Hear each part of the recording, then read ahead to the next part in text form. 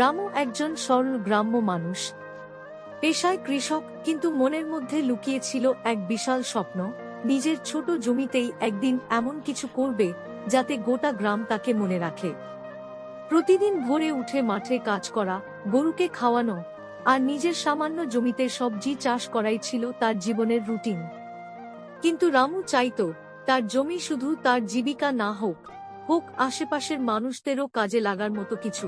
একদিন গ্রামের স্কুলের শিক্ষক বললেন, রামু, তোদের জমিতে তো ভালোই সবজি হয়, তুই যদি একটু পরিকল্পনা করিস তবে এইটা একটা শিক্ষামূলক বাগান হিসেবে ব্যবহার করা যায়। ছোট ছেলেমেয়েরা শেখার সুযোগ পাবে।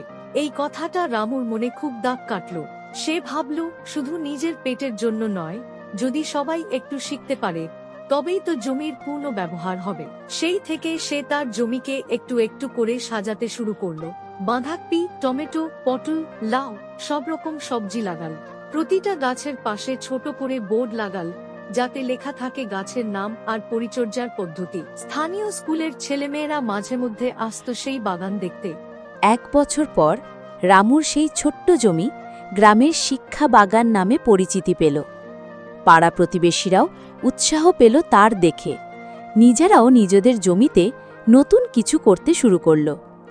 একদিন সন্ধেবেলা রামু তার মাঠের পাশে দাঁড়িয়ে সূর্যাস্ত দেখছিল।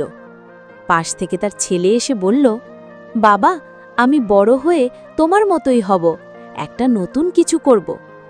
রামু হেসে বলল, তুই আমার থেকেও ভালো কিছু করবি বাবা। স্বপ্ন দেখতে শিখলে তার পথে হাঁটাও শিখবি।